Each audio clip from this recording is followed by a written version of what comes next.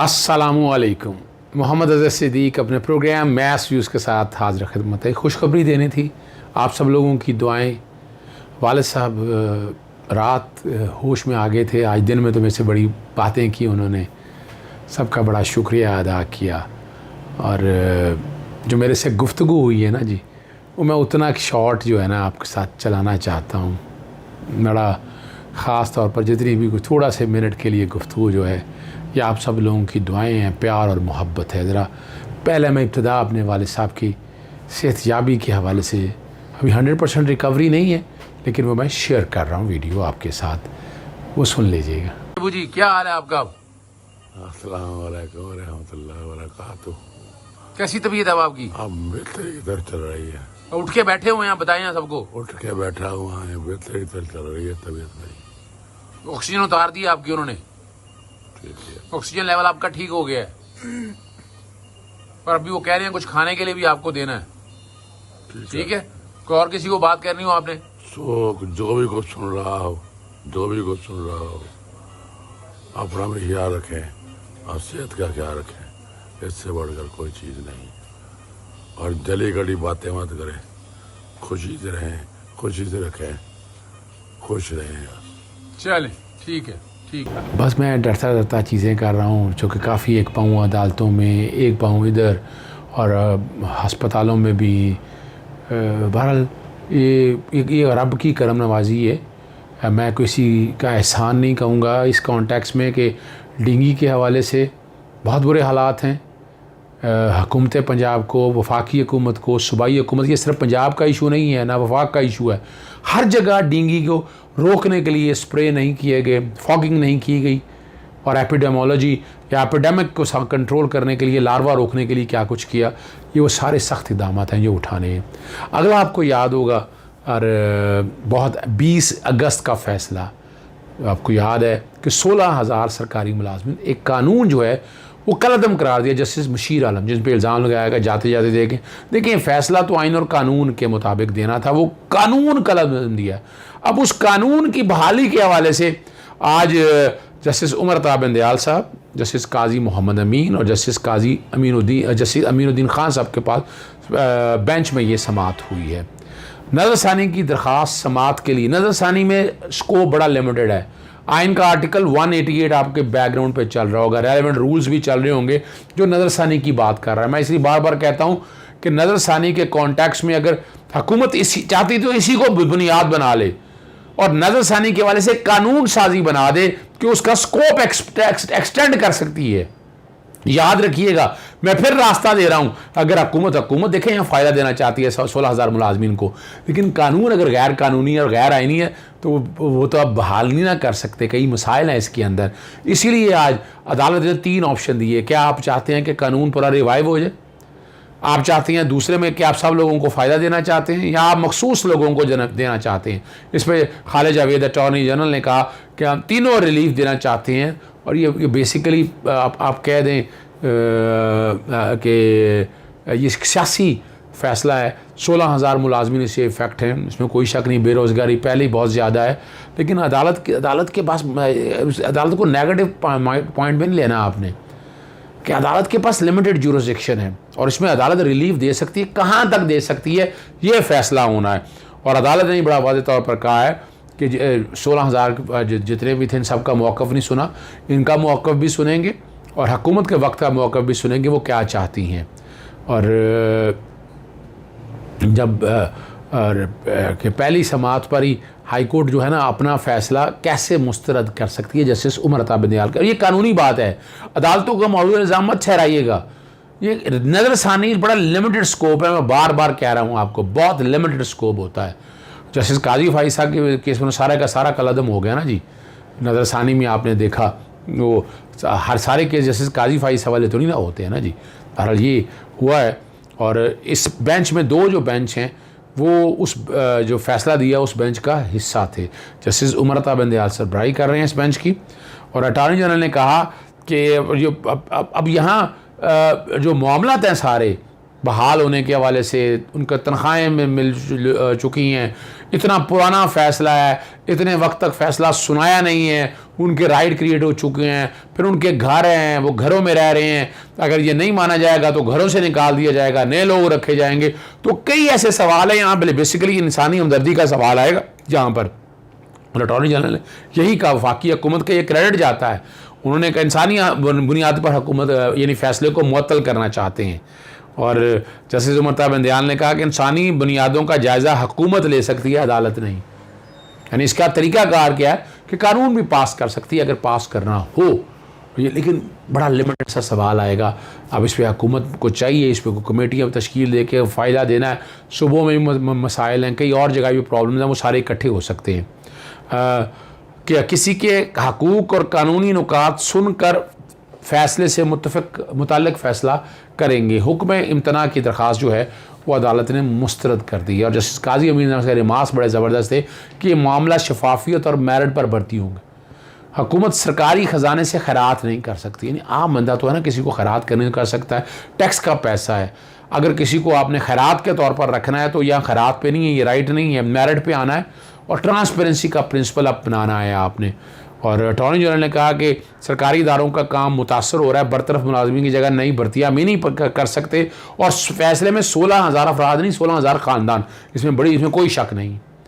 यहाँ हमें इसका हल भी हुकूमत ने निकाला। नज़रसानी अपनी जगह पर मौजूद है, लेकिन हुकूमत इसमें बाकायदा एक कानून लाकर पार्लियामेंट के जरिए, और पार्लियामेंट में टेस्ट होगा, अपोजिशन का टेस्ट होगा, आए सारे क्या कहेंगे, इसमें सारे तैयार होंगे कि इसको कानूनी तौर पर मसला ये हल आ सके। जैसे काजी अमीन ने फिर रिमार्क्स दिए कि सदारी इदारों का काम पहले है और अब भी चलेगा, खुले दिल से केस सुन रहे हैं, अपनी गलती नजर आई तो इस्लाह ज़रूर करेंगे। अटॉर्नी जनरल ने कहा कि पार्लियामेंट से मंजूर शुदा कानून का दिफा करना ही मेरा काम है, जो कानून पास हुआ है उसको दिफा करना है।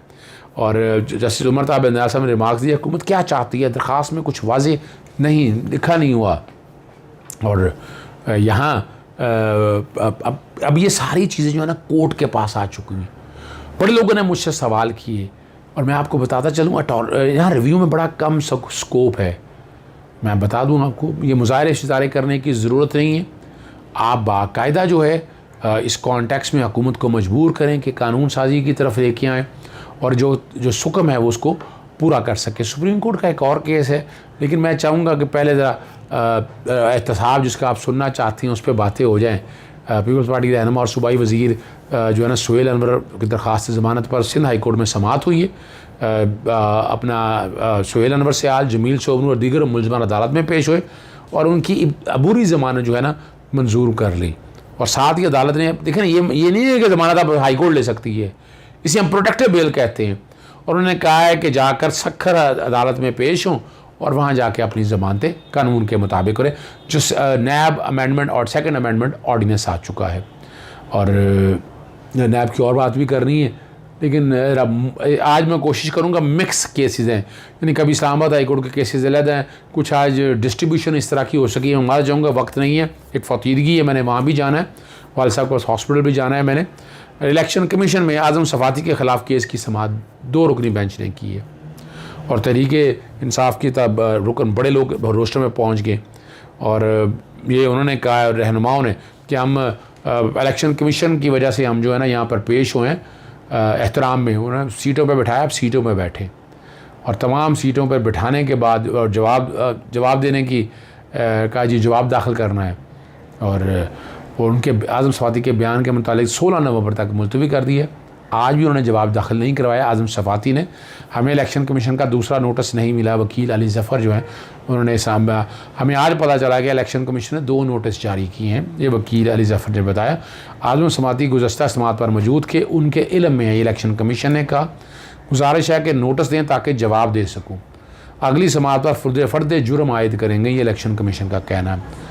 अभी ये फ़ैसला ना दें, अगली समाअत सिर्फ जवाब के लिए रखें। आप समाअत फ़र्द जुर्म के लिए रख लें तो तासुर जाएगा आप फ़ैसला कर बैठे हैं। बात तो सही है, जुरिस्डिक्शन का मामला तय करना है और पहले जब शोकाज़ नोटिस दिया उसका जवाब देना है, उसके बाद फ़र्द जुर्म की तरफ जाएंगे ना। तो यहाँ से नज़र आ रहा है इलेक्शन कमीशन बायस है। और ये शाह मौजूद है, बताएं ये कानून कहाँ है कि पहले आप जवाब दें तो फ़र्द जुर्म आयद होगी। ये कंटेम्प्ट ऑफ कोर्ट ऑर्डिनेंस तरह पढ़ लेना चाहिए या टेनर पढ़ लेना चाहिए कि इसमें पहले वजाहत तलब की जाती है। आप मेरे जवाब पर दलाइल सुनकर फैसला करें। मैं आपके इलेक्शन कमीशन के अच्छे तासुर की बात कर रहा हूँ।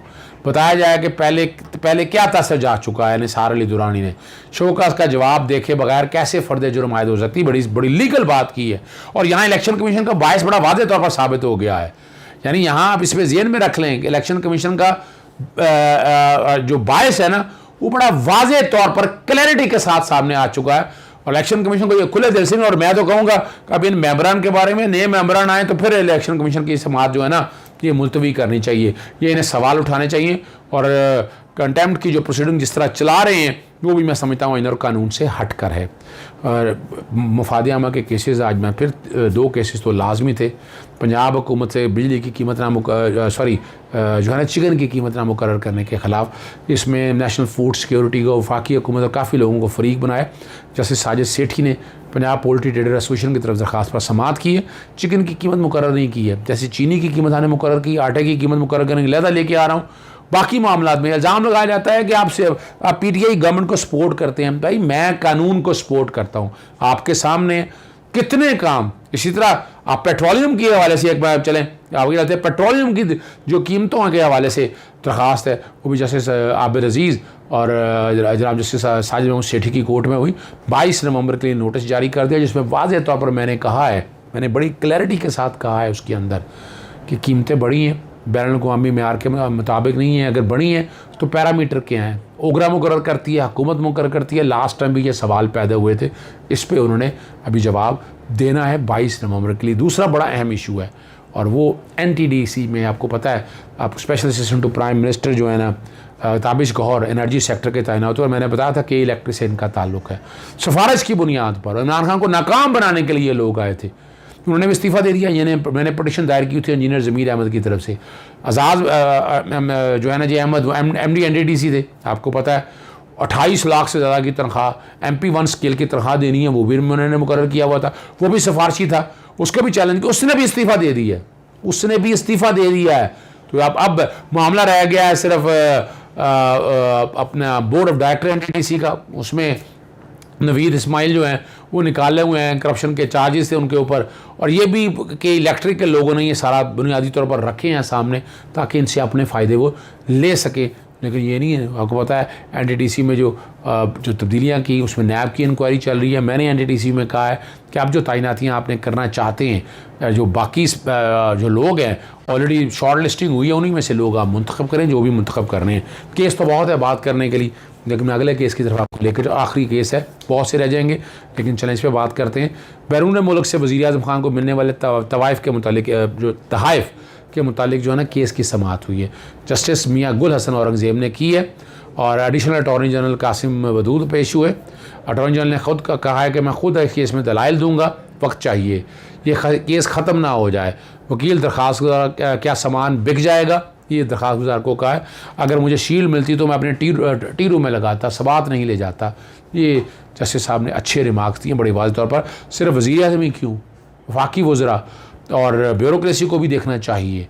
कानून सबके लिए है। मैं तो कहता हूँ जो चीज़ें लोग घर लेकर गए वापस लें उनसे। ये जस्टिस मियाँ गुल औरंगज़ेब ने फिर कहा अगर अदालत अहकाम जारी करती हो तो हम इस पर अमल दरामद करेंगे। देखें ना, यहाँ इल्ज़ाम लगाया जाता है कि अदालतों के हवाले से हमारे एक दोस्त ने कहा कि जनाब PTI को हार्ड टाइम नहीं दिया, PTI को, इस गवर्नमेंट को भी हार्ड टाइम। मैंने जितनी पटिशन दायर की हैं वो तो अदालतों के साथ कोऑपरेट करते हैं, ये फ़र्क है इनका। और क्यों आपको किसी ने रोका है अमल दरामद से? एक ईरानी के लिए हमारी नेशनल आर्ट गैलरी में डिस्प्ले ना हुआ, जो चीज़ें पब्लिक नहीं करना चाहते वो बेशक ना करें। अगर ये प्रोसेस शुरू हो जाए तो आए मंजर आम पर आएँ तो लोग खुश होंगे कि ये अच्छे रिमार्क्स दिए हैं। और वक्त ज़्यादा हो गया, इजाज़त चाहूँगा। अस्सलाम वालेकुम, अल्लाह हाफ़िज़, पाकिस्तान जिंदाबाद।